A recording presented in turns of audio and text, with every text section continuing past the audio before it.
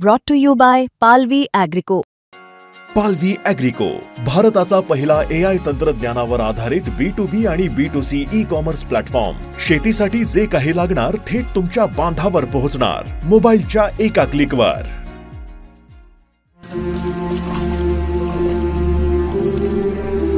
आम्ही घर कसं धकवावं, मुलाचं शिक्षण कसं धकवावं,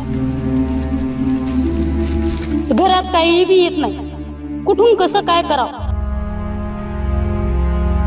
शेतात पेरतो आणि शेतातच घालतो.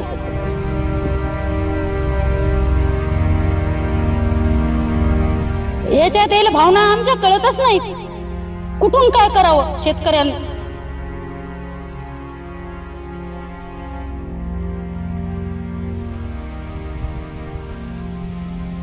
हिंगोली जिल्ह्यामध्ये यावर्षी जणू काय आभाळ फाटलंय असा पाऊस होतोय आणि हिंगोली जिल्ह्यातील ज्या नद्या आहेत, उपनद्या आहेत, त्यांना सातत्यानं पूर परिस्थिती आहे.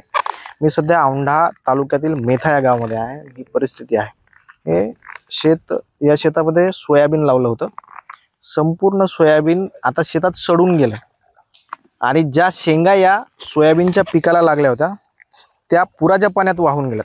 शेतकरी आहेत आपल्यासोबत, शेती मालक आहेत आणि त्यांच्या हातामध्ये हे सडलेलं सोयाबीन आहे.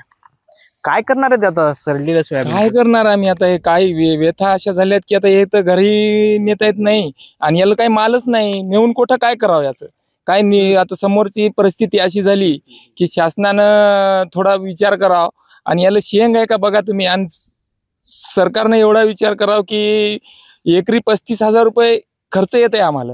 येऊन सने आज आमचे 35,000 रुपये गेलेत गेले, पण आता समोरचं काय येणार आहे आमच्या हातात? काहीच नाही. पाण्यानं सगळी ढगफुटी झाली. ढगफुटी होऊन नदीनं सगळं वाहून गेल्याच्या नंतर हा विचार शासनानं लवकरात लवकर करावा. किती एकर तुमच्याकडे शेती आहे? काय काय पेरलं होतं? सोयाबीन पेरली होती, कापूस पेरला. कापसावर आमच्या परत पुन्हा एक कापसाचं सांगायचं म्हणजे की कापूस पूर्ण लाल झालाय. लाल होऊन सने त्याला बोंड आळी लागलेली आहे. बोंड आळी लागून काहीच नाही, त्याला घाटरू पण नाही, पातं पण नाही. काय करायचं नेमकं? ही एक व्यथा आहे मोठी. आणि हळदीला सड लागली. सतत पाऊस असल्यामुळे सड लागल्यावर हळदीला काय येणार नाही. वर्षाचं पीक आहे. शेवटी आम्ही हळदीचा विचार करतो तर हळद बी गेली आमची यावर्षी. पुढचा एक प्रश्न आहे की आता पुढचं रब्बी पेरायची, कुठून पैसे आणायचे, कुठून पेरायची. आता हरभऱ्याचा खर्च, हे याच्यातच काही 35,000 रुपये एकरी खर्च झाल्यावर याच्यात आम्हाला काहीतरी पैसे उरतो. आम्ही उरून सने हरभरा पेरणी करतो, ती बी आमच्याकडून होत नाही. परत आता पुन्हा घरी गेलं की मुलगा म्हणतो. किती वर्षापासून असं सुरू आहे? हे सतत ती 4 वर्षापासून चालू आहे. 4 वर्ष झाली, शासन काही दखल घेत नाही. विमे म्हणलं तर 1 रुपयात विमा भरा म्हणतात, विमा बी येत नाही, काहीच येत नाही. आपल्यासोबत ताई आहेत. खरं तर त्या शेतामध्ये आल्यात, सगळं सडलंय. काय भावना काय आहेत? भावना म्हणजे आम्हाला सोयाबीनला भाव द्यावा. आमचे लेकर बाळ आहेत, शिकायला. आम्ही कुठून पैसा आणायचा, काय करायचं? आमचे माणसं परेशान आहेत, कुठून आणायचं आम्ही? काही लेकरायला पैसे लावायचे, कुठून लावायचे? मुलगी लग्नाला आली, तिच्याकडे बघाव, काय शेतीकडे बघाव, कशाकडे बघाव, काय करावं? आम्हाला काही कळलं झाले. त्याच्याबद्दल आम्हाला खूप शासनानं खरं तर भावनिक झाल्यात. मावशी सोयाबीन पेरलं होतं तुम्ही, किती खर्च आला तुम्हाला? आम्हाला 35,000 रुपये खर्च आला. एकरी 35,000 रुपये. आम्हाला 35,000 रुपये वावरात टाकून काय उरायले? आम्हाला काहीच उरण झाले. काय करावं तुम्हीच सांगा. तर आम्हाला किती दिवस झाले अशी परिस्थिती आहे? 3-4 वर्ष झाली. 4 वर्ष झाली आम्ही असंच करत असतो, काहीच होईना. पीक विमा भरायलो, जे सांगितलं ते शासनानं करायलो, पण ते आमचं काहीही उरण झाले. त्यांना आम्हाला आमच्याकडे बघावं जरासं. शेतकऱ्याची कशी माती व्हायली ते पाहायला पाहिजे. ते आम्ही त्याच्याकडे पाहतो, पण ते आमच्याकडे कधीच पाहत नाहीत. आम्ही घर कसं धकवावं, मुलाचं शिक्षण कसं धकवावं, याच्यात यायला भावना आमच्या कळतच नाहीत, कुठून काय करावं शेतकऱ्यांनी. मावशी भावनिक झाल्यात आणि ही सत्य परिस्थिती आहे. गेल्या 4-5 वर्षापासून सातत्यानं एकतर शेतीमालाला भाव नाही आहे आणि दुसरी गोष्ट म्हणजे की निसर्गाची आवकृपा सातत्यानं होते. ताई काय परिस्थिती आहे? 15 दिवस झाले सारखा पाऊस चालू आहे. काही कळना झाले. शेतात जावं तर नुसतं पाणीच पाणी, काहीच कळना झाले. शेंगायला पाहावं तर मोडा आले तर सोयाबीन काढावं तर कसं काढावं, टोंगळे आहेत कल पाऊस आहे, काढून कुठं टाकावं, काढायला याला काहीच नाही. 35,000 रुपये खर्च आला, याच्यातला कसा काढावा 35,000 रुपये खर्च. लेकराचं शिक्षण करावं का घरातलं घर चालवावं, काय दुखणे आहेत, म्हातारे आई वडील आहेत, त्यांचं दुखणं करावं का काय करावं, आम्हाला काही कळणं झाले. आमची परिस्थिती इतकी हालातीची झाली आहे की लयच हालातीची झाली. आमचे म्हातारे आजोबा नवरा सासू सासरे सारखी चिंतेत असतात की आता काय करावं कसं करावं, काय करावं कसं करावं. दिवसभर करायचं का, शेतात यावं असं बघाव, सगळं हे पाण्याखाली बुडलेलं बघाव.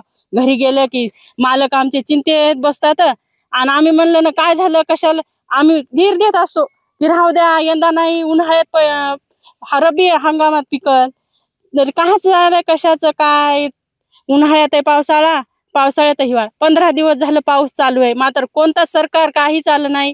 आमच्या गावाला कोणता सरकार आलं नाही का, कोणती सरकारची टीम आली नाही की बघायला की काय हालात आहे का काय नाही. शेतकरी गेलेत वाहून का आहेत गावामध्ये ते.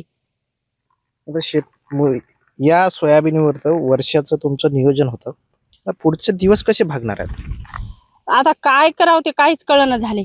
नवऱ्याला बघावं, शेजारी झोपले तर मन सकाळी उठून बघावं लागतं की हायत का गेलेत कोठे चिंता करत, असं वाटायलंय की काय करावं काय नाही. हे सगळं सोयाबीन वगैरे पेरलं होतं, हे पैसे कुठून आणले होते याला?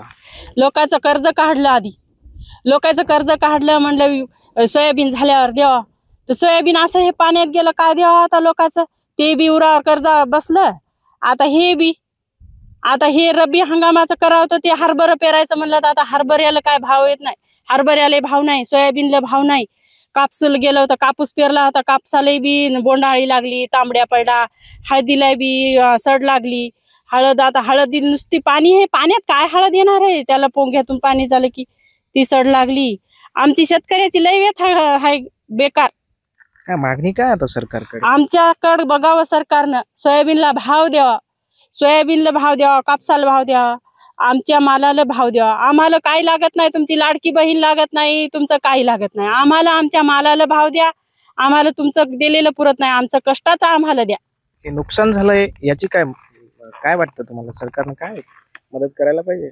मदत तर करायला पाहिजे सरकारनं आम्हाला, कारण की आमच्या लेकरं बाळाची काय आहेत. आता 10वीला मुलगा आहे, मुलगी आहे 10वीला, मुलगा आहे 12वीला. मुलाचे शिक्षण नेमकेच करावं तर मुलगी आहे ती लग्नाला, मुलीच्या लग्नाला काय करावं आम्ही, फाशी घ्यायची वेळ आली तर काय करावं. आता महागाई एवढी वाढली, सोयाबीनचं बी घ्या गेलं तर किती महाग, खत घ्या गेलं तर किती महाग, आणि आपला माल नेला तर बिटाला तर काहीच भाव येईन झालाय. आणि हे बिटाला न्यावं काय न्यावं, या सोयाबीनचा वास सुटलाय सगळा. 4 शेंगा आहेत, हे आता काढायला बायाला लावावं तर हे काढावं तर लागलच की आता, हे कसं ना कसं तरी. निशब्द भावना आहेत खरं तर, आणि या निशब्द भावना ज्या आहेत त्या सरकारनं ऐकाव्यात अशी या शेतकरी कुटुंबाची मागणी आहे. कारण गेल्या 15 दिवसापासून हे चित्र बघा, हे चित्र आहे, गेल्या 15 दिवसापासून या शेतामध्ये पाणी आहे आणि सगळं सोयाबीन काळवंडलं, ह्याला काहीच राहिलं नाही आहे. ही अवस्था आहे आणि ही अस्वस्थ करणारी परिस्थिती आहे. खरं तर सरकार, आता सणासुदीचे दिवस आहेत आणि या सणासुदीच्या दिवसामध्ये शेतकऱ्यांना सरकारनं दिलासा देण्याची गरज आहे. कारण शेतकरी जगला तर देश जगेल, अशी परिस्थिती आहे. कॅमेरा पर्सन सुदर्शन पाटील सह ज्ञानेश्वर, मुंबई तक, मेथा गाव, हिंगोली.